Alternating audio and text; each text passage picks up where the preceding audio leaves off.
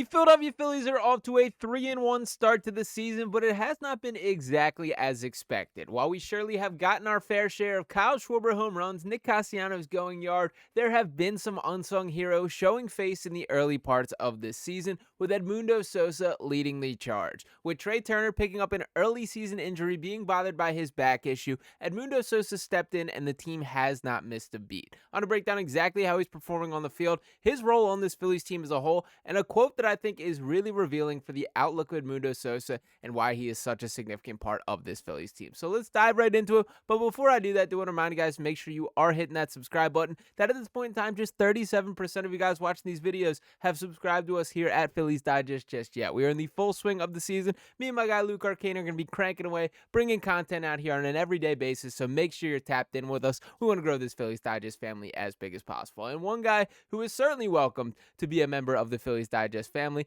is Edmundo Sosa himself. An absolute hot start to the season, and to kind of lay things out with just the power numbers here, per Corey Seidman of NBC Sports here, that Edmundo Sosa is 6 for 11 with 3 doubles and multiple hits in each game that he's played. Pretty impressive stuff for a guy that did just step in, kind of got thrown right in a little bit earlier than expected, as Trey Turner is obviously the guy. Sosa has been a part of this Phillies team for quite some time, but I do think that he's taken his game to a new level. The way that he's carrying himself, the confidence that he's playing with, and to kind of feed into that, he was asked about his status on this team following the game by John Kruk in the broadcast, and had a really telling quote for his mindset for how he approaches the game. And what he said is, quote, "Obviously, this is not basketball," Sosa said through the team's interpreter following Monday's 6-1 victory over the Rockies in the homeopener at Citizens Bank Park.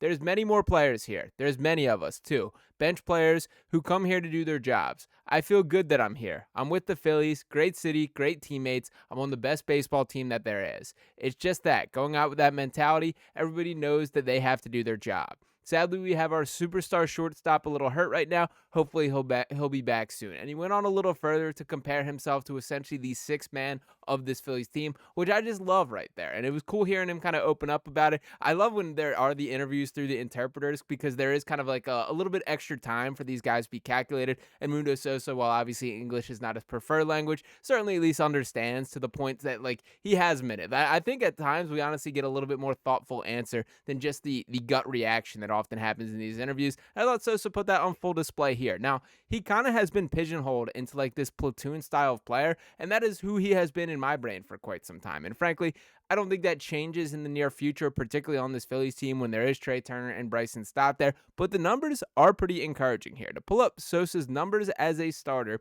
that we have in his career, he started 269 games, had 907 at-bats, 244 hits, 44 doubles, 13 triples, 24 home runs, 106 RBIs, and has hitting splits of 269, 324, and 426 there. Not awful stuff from Sosa. That isn't exactly what you want, but from a guy that is your fill-in, that's pretty great there. And to kind of reflect on his stats as a whole, I did want to pull up a little bit from year by year. So obviously the Phillies are the second team that he's been with. He is now in his 4th season with split one of those seasons with the Cardinals where he started out there.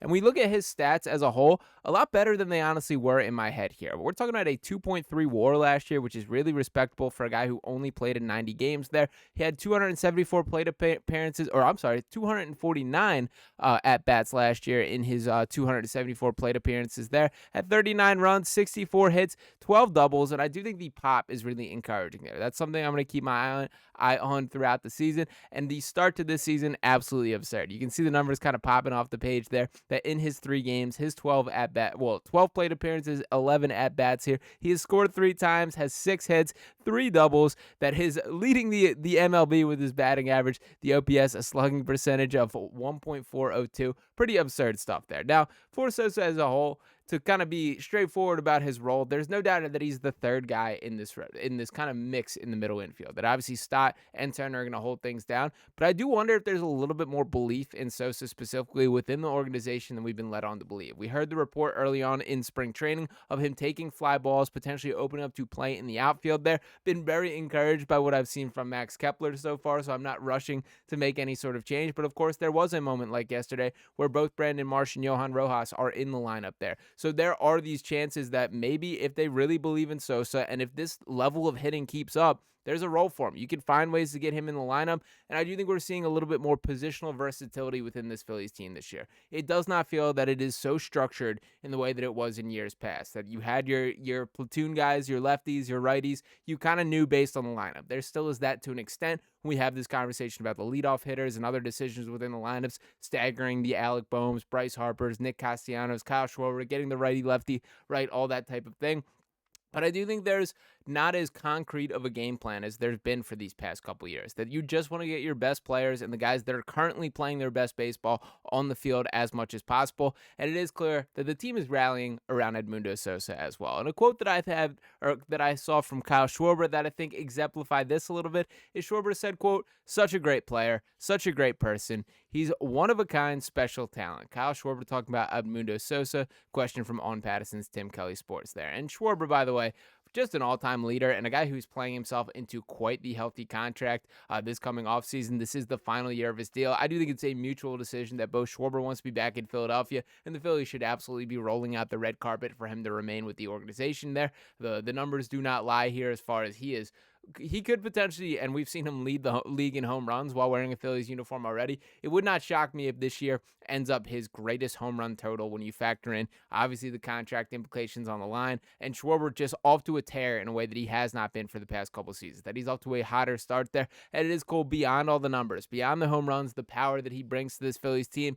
It is the winning mentality and the leadership that he carries. That, to me, is what is so appealing about Kyle Schwarber, and I do think it is cool that Edmundo Sosa is the type of guy that he is showing kind of love to in that way. And for Sosa specifically, just having this kind of card in your back pocket just eases the strain of moments like Trey Turner not being available. And in a credit to Trey, I do not want his efforts to be forgotten yesterday either, as he did have an awesome pinch hit walk, really battled after going down 0-2 and kind of opened the scoring in that inning by finding a way to get on base and kind of giving the team a chance there. They ultimately delivered, with Sosa being a part of that as well, and it's great to see this coming all together. So to Edmundo Sosa directly here, shout out to him for making the most of his opportunity in these early games, and the fact that these are going to be more difficult decisions by Rob Thomson in these coming games once this team gets back to full strength and Turner is off not even that he's on the injury report, when he's available to play once again.